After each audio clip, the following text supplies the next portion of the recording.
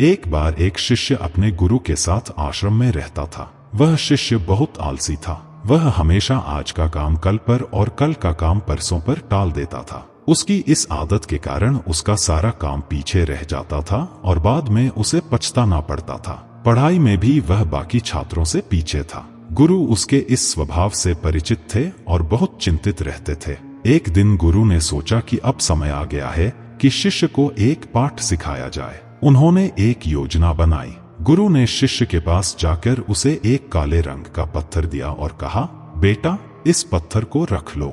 यह कोई साधारण पत्थर नहीं है, यह पारस पत्थर है। इसकी विशेषता यह है कि अगर तुम इस पत्थर को किसी भी लोहे पर रगड़ोगे तो वह लोहा सोने में बदल जाएगा। मैं तुम्हें यह पत्थर एक दिन के लिए दे रहा हूँ। इस पत्थर की मदद से तुम जितना चाहो उतना सोना बना सकते हो। मैं कल शाम तक वापस आऊंगा और तब यह पत्थर वापस ले लूंगा। गुरु ने शिष्य को चेताया, याद रखना, तुम्हारे पास कल शाम तक का ही समय है। इतना कहकर गुरु चले गए। शिष्य ने सोचा, वाह, अब मेरे पास पारस पत्थर है, मैं जितना चाहूं उतना सोना बना सकता हूं। लेकिन फिर उसने सोचा, इतना सारा लोहा कहां से लाऊंगा। उसने विचार किया कि कल वह बाजार से बहुत सारा कबाड़ खरीद कर उसे सोने में बदल देगा। फिर उसने सोचा, अभी तो शाम हो गई है, मुझे पहले खाना खा लेना चाहिए और फिर सोना चाहिए। सुबह उठकर आराम से लोहे का कबाड़ खरीदूंगा और सोना बना लूंगा। यह सोचकर उसने खाना खाया और सोने चला गया।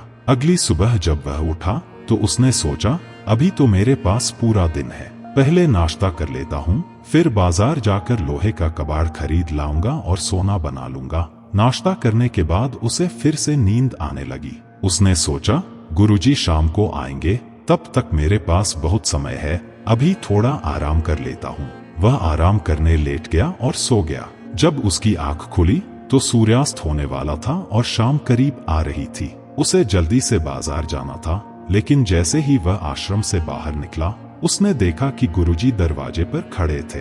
गुरु ने पत्थर वापस ले लिया और कहा, तुम्हारा समय खत्म हो चुका है। तुमने 24 घंटे का समय गवा दिया, जिसमें तुम जितना चाहो उतना सोना बना सकते थे, लेकिन अपनी आलस्य के कारण तुमने कुछ भी नहीं किया। अब मैं तुम्हें यह पत्थर एक पल के लिए भी नहीं दूंगा। आलसी व्यक्ति जीवन में कुछ भी नहीं कर सकता। जिसने समय की कद्र नहीं की वह कुछ हासिल नहीं कर सकता। शिष्य बहुत शर्मिंदा था। वह गुरुजी से हाथ जोड़कर विनती करने लगा कि उसे थोड़ा और समय दिया जाए, लेकिन गुरुजी ने उसकी एक न सुनी। शिष्य ने अपनी आलस्य के कारण एक सुनहरा मौका खो दिया था, लेकिन उसे अब यह समझ आ गया कि गुरुजी उसे क्या सिखाना चाहते थे।